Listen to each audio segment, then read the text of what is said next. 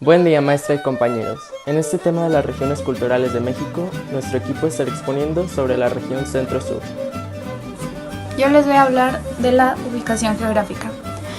La región Centro-Sur de México está formada por los estados de Morelos, Estado de México y Ciudad de México. Se encuentra sobre la meseta central de México prehispánico con el lago de Texcoco, donde se hicieron calzadas y puentes para conectar la ciudad con tierra firme.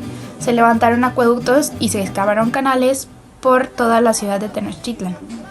Las principales montañas y volcanes de esta región es el Popocatépetl, que se encuentra entre el Estado de México y Morelos, y el Iztaccíhuatl, que se encuentra en el Estado de México. La región centro-sur de México cuenta con un aproximado de 27.010.072 habitantes y con una extensión de 29.462 kilómetros cuadrados. Vamos ahora con los grupos étnicos. La región Centro-Sur de México tiene una composición pluricultural y pluriétnica, sustentada en sus pueblos y comunidades indígenas, cuyas raíces históricas y culturales se entrelazan con las que constituyen las distintas civilizaciones prehispánicas. Dichos pueblos y comunidades existen desde antes de la formación de sus estados y contribuyeron a la conformación política y territorial de estos. Mencionaré los grupos étnicos por estado. En el Estado de México actualmente se reconoce la existencia de los siguientes grupos étnicos. Tienen Mazahua, Otomí, Ocuitleco, Nahua, Matlatzica, Tlahuica y otros grupos étnicos migrantes.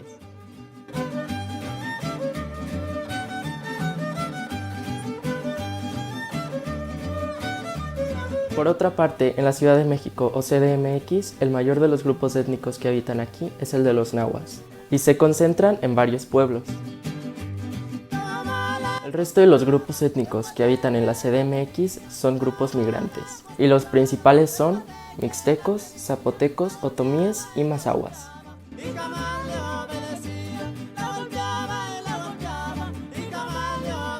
Cabe resaltar que la población indígena que aquí habita representa el porcentaje mínimo del total de la población. Por último, en el territorio de Morelos, los grupos étnicos son más limitados, incluyendo solo las etnias de los nahuas y los mexicas.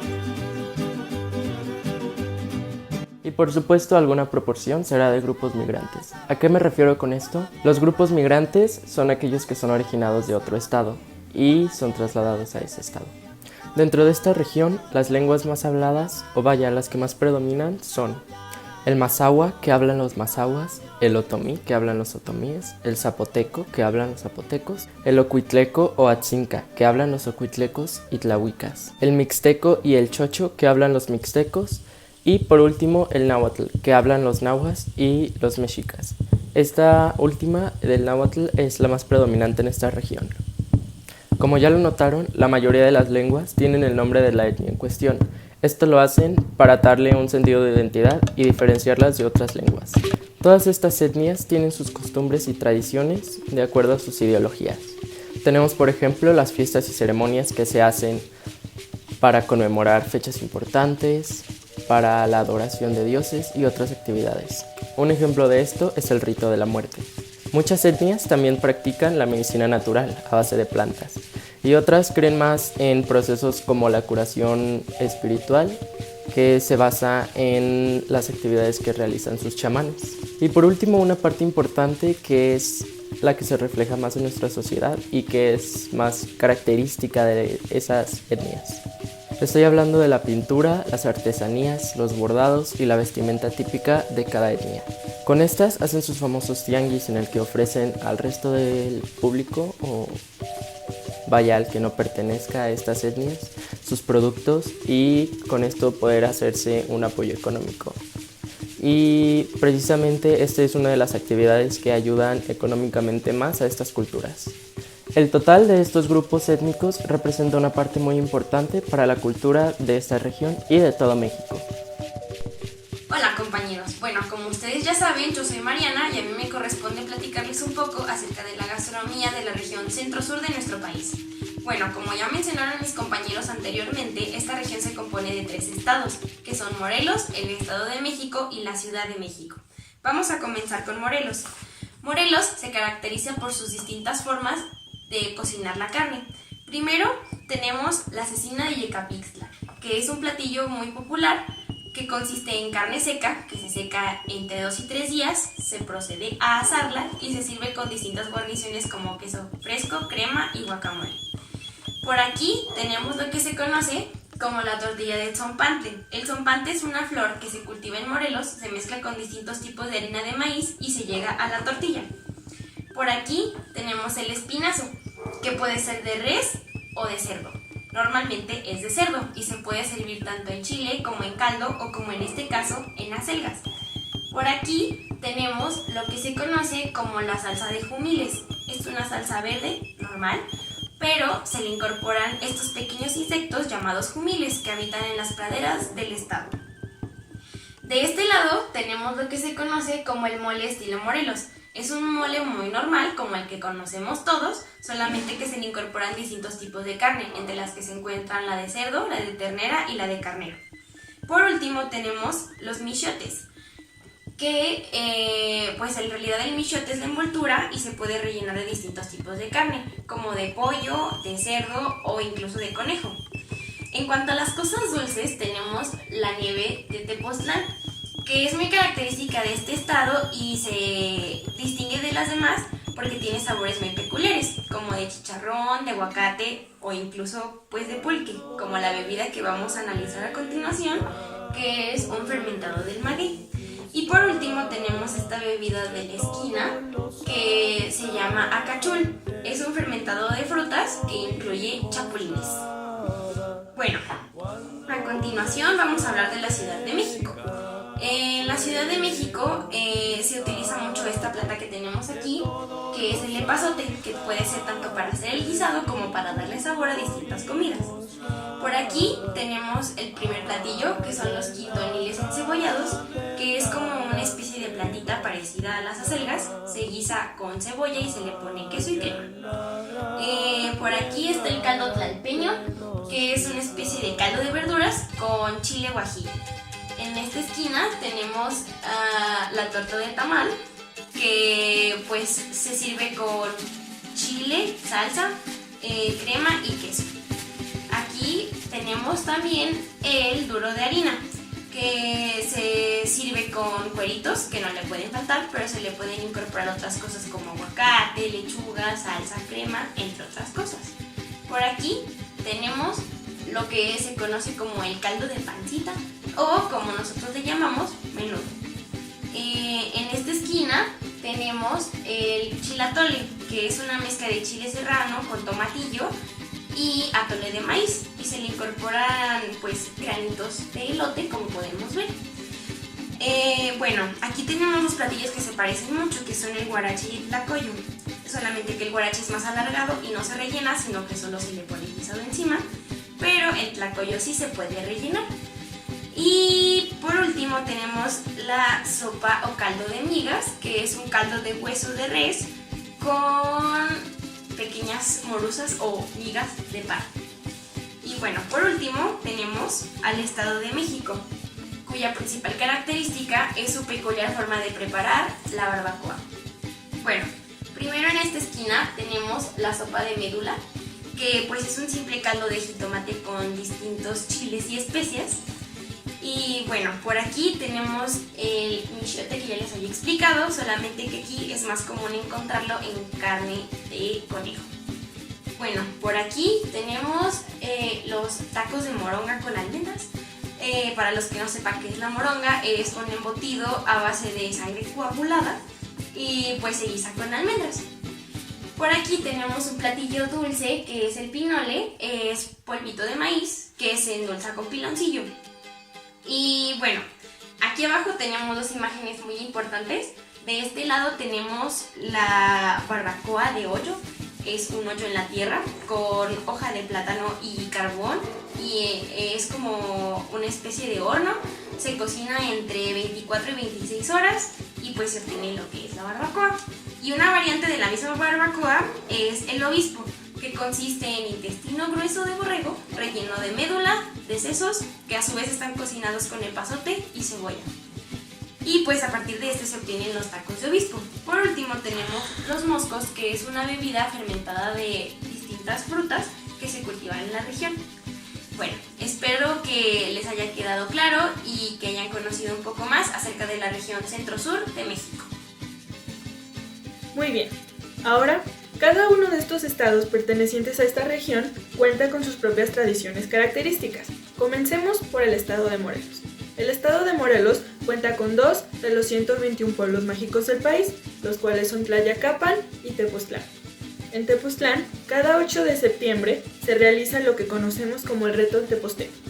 Este, como su nombre lo indica, es una representación teatral en la cual se cuenta la historia en la que el último tlatoani fue retado por el Fray Domingo a realizar una prueba de fe que consistía en lanzar cada uno sus dioses desde lo más alto del templo hasta el piso vaya.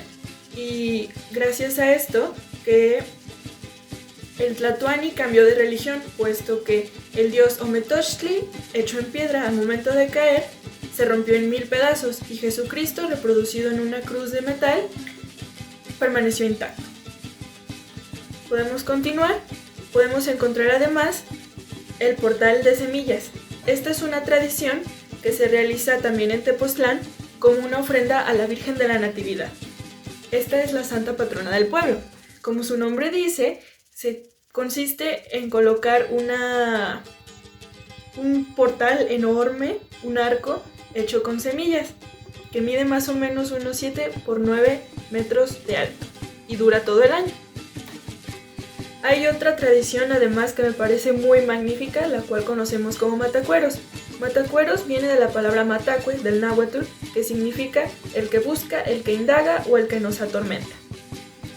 Las vestimentas que llevan estas personas son unas auténticas obras de arte porque son muy bellas, tienen muchos colores y además representan la maldad que tenían los soldados españoles al momento de la conquista, puesto que maltrataban a los pueblos indígenas.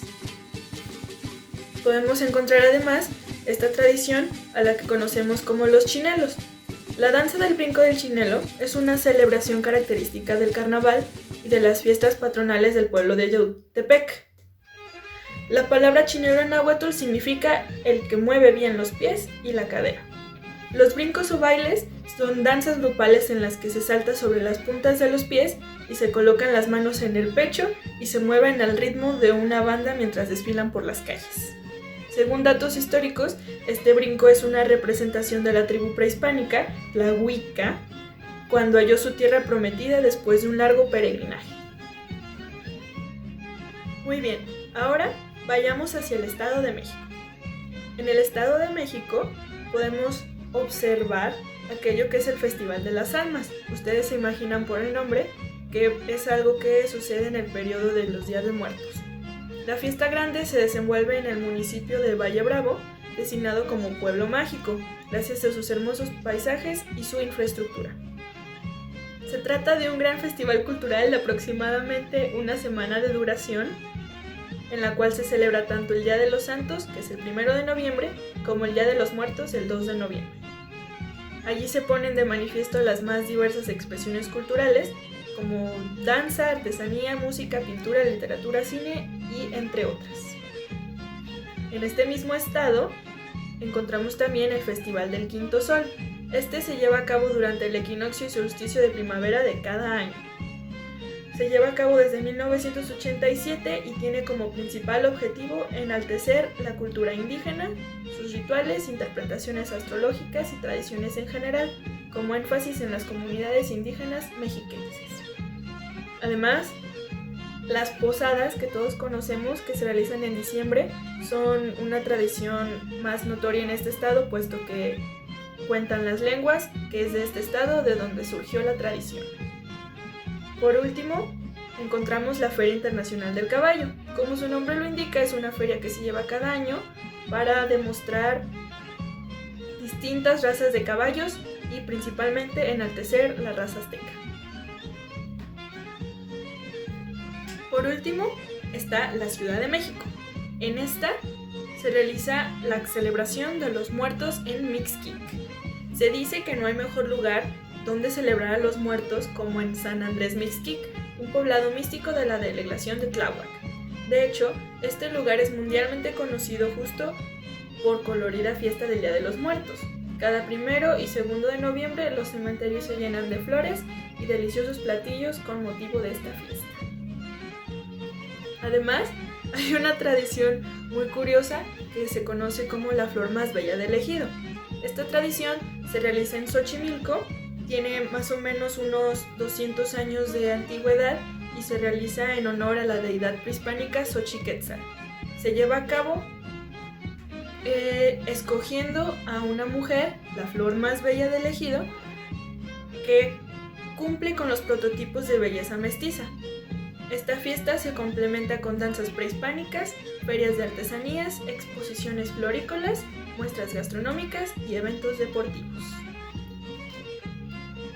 Después está lo que es la Feria Nacional del Mole. Su mismo nombre lo indica, es una feria que casi dura un mes en el pueblo de Pedro Actopan, en Milpa Alta. Y finalmente, para terminar con las principales tradiciones de estas regiones, seguimos hablando de la Ciudad de México, está aquella que se conoce como la fiesta de Niñopa. Se trata de una de las tradiciones más longevas de la ciudad, con unos 430 años de existencia, más o menos. Miles de fieles acuden año con año para presenciar el cambio de la imagen del Niñopa, una de las imágenes de culto más destacadas del misticismo de Xochimilco. Durante esta celebración se deambula a la imagen del Niñopa o Niñopan a través de una extravagante procesión de folclore mexicano. Es quizás la segunda imagen más venerada en México después de la Virgen de Guadalupe. Hola amigos, yo les voy a presentar los lugares declarados Patrimonio Cultural de la Humanidad de la región centro-sur de México. Primero tenemos el Centro Histórico de la Ciudad de México, que es una de las ciudades más pobladas del mundo y que además cuenta con la catedral más grande del continente y con edificios del siglo XIX y XX. Después en Xochimilco redescubrirán nuevos colores caminando por los pasillos de los mercados de las flores y dentro de las bellas y brillantes trajineras que recuerdan el paisaje de la Náhuac. Asimismo, podrás ver las chinampas, que son islas artificiales donde se cultivan las flores.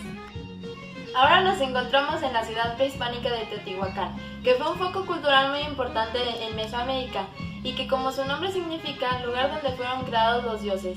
Fue edificada entre los siglos I y VII y que cuenta con monumentos de vastas dimensiones como lo son la Pirámide del Sol, la Luna y el Templo de Quetzalcóatl.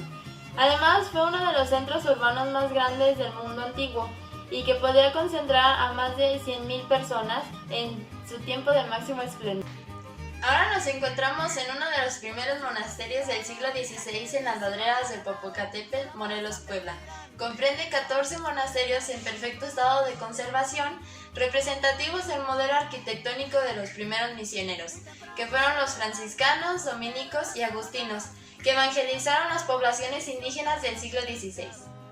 Ahora nos encontramos en la zona de monumentos arqueológicos de Xochicalco, que fue un centro político, comercial y religioso característico de un turbulento periodo entre los años 650 y 900, que siguió del desmoronamiento de grandes ciudades mesoamericanas como Monte Albán, Teotihuacán, Palenque y Tikal. La Casa Taller Luis Barragán es el único inmueble individual en América que ha logrado tal distinción, ya que es una obra maestra que integra elementos tradicionales y vernáculos, así como diversas corrientes filosóficas y artísticas de todos los tiempos. Por último, tenemos el campus central de la UNAM, edificado entre 1949 y 1952, que es un conjunto de edificios e instalaciones deportivas y espacios abiertos, que fue un proyecto de construcción ejecutado por más de 60 arquitectos, ingenieros y artistas. Además, dio como resultado un conjunto monumental ejemplar del modernismo del siglo XX. Estos son algunos lugares turísticos que puedes visitar dentro de la región centro-sur de México. Primero en Morelos puedes visitar Xochicalco, las ruinas del Teposteco, el Palacio de Cortés y la Catedral de Cuernavaca. Después en el Estado de México puedes ir a Teotihuacán, al Acueducto del Padre Tembleque o al Nevado de Toluca. Y por último en la Ciudad de México puedes visitar la Plaza de la Constitución, el Museo de Antropología, el Palacio de Bellas Artes, el Museo de Frida Kahlo o la Basílica de Guadalupe. Todas las regiones de nuestro país tienen un gran folclore que nos habla de sus pueblos y de su visión de la vida. El folclore de la región Centro-Sur está llena de color, de historia y de alegres melodías. A continuación explicaré el folclore de cada uno de los estados que forman parte de esta región. Es algo complicado llegar a las verdaderas raíces de esta ciudad debido a todos los cambios y al gran desarrollo que ha tenido a lo largo de la historia. Con inspiración azteca, el folclore de la Ciudad de México tiene como figura protagonista a los concheros, que reciben este nombre gracias al instrumento que practican, la conchera. Aparte de ser músicos, también son danzantes y tienen el objetivo de revivir la grandeza de sus antepasados y alabar elementos de la naturaleza, el ciclo de la vida y la cosmovisión mexica. Otro de sus objetivos es preservar la cultura prehispánica, reduciendo al mínimo los elementos del mestizaje. Algunas de las danzas más populares son la de Quetzalcóatl y la del Fuego Nuevo. El Estado de México es hogar de distintos pueblos indígenas, pero en esta ocasión solo hablaré del pueblo mazahua. Las mujeres mazahuas portan una falda holgada llamada chincuete, la cual termina en hermosos bordados con motivos de la naturaleza. Sobre esta falda llevan otra que debe ser de algún color llamativo, como el amarillo o el rosa mexicano. La blusa es del mismo material y color que la falda, y llevan trenzas adornadas con coloridos listones. En la danza tenemos algunas como la de los lobitos y la de los arcos, las cuales van acompañadas al ritmo de los concheros y sonajeros. El folclore del estado de Morelos es uno de los más coloridos de todo el país. La vestimenta típica de las mujeres es el tetelcingo, el cual consiste en un huipil color azul marino y un chincuete que se ciña a la cintura con una faja tejida por las mismas indígenas. En las fiestas del carnaval, los hombres portan el traje del chinelo, un traje muy elaborado y colorido que se complementa con una máscara muy particular. En el mismo carnaval se presenta la danza de los chinelos y por todo el estado se escuchan bandas de aliento, sones y corridos. Dentro de la tradición musical del estado, destaca por su trayectoria e historia la banda musical de viento brígido Santa María de Tlayacapan, cuyos integrantes, generación tras generación, se han dedicado a rescatar, difundir, conservar y defender la música morelense y las manifestaciones de la cultura popular. Las artesanías más representativas de la región son: en Morelos tenemos las figuras de madera, casitas de pochote y cuarzos. En el Estado de México tenemos al Árbol de la Vida. El Árbol de la Vida es una escultura en barro fabricada comúnmente de forma artesanal en Metepec. Las imágenes representadas en las esculturas se usaron originalmente durante el periodo colonial temprano, para enseñar la historia de la creación, según la Biblia, a los nativos de la región. Y por último, en la Ciudad de México, la artesanía más importante es el trabajo de papel maché, piñatas, alebrijes, etc. Aunque Ciudad de México es famosa también por sus mercados de artesanías, los cuales albergan artesanos de todo el país, dándonos una gran variedad de trabajos. Esto se debe a la gran atracción de migrantes que tiene esta ciudad. Ahora vamos con las actividades económicas. En el sector primario, gran parte es agricultura, pero también hay ganadería, caza y pesca. En el sector secundario podemos encontrar la minería, refinería, manufactura y construcción. También la industria de la energía eléctrica, esta es la principal, ya que constituye el 58% de la producción de este sector. En el sector terciario encontramos los más predominantes, que son el comercio, el turismo y servicios, que abarcan el 11%. Precisamente en esta región, este sector es de menor avance, pero se ve el progreso constante de la mueblería, la construcción y la venta y procesamiento de los productos alimenticios. En este proyecto, además de conocer la región centro-sur de México, pudimos darnos cuenta de la gran riqueza cultural e incluso natural que tiene no solamente la región que nos tocó, sino como el resto del país. La gastronomía, la vestimenta, la riqueza étnica, los bailes y la música son detalles que muchas veces no valoramos lo suficiente, y la verdad es que son expresiones de nuestra gente, únicas en el mundo, y nos hacen ser quienes somos. Con este proyecto esperamos haber generado en ustedes esa motivación para estar orgullosos de su país y de todo lo que hay en él. El Sato con su cascada y su iglesia franciscana.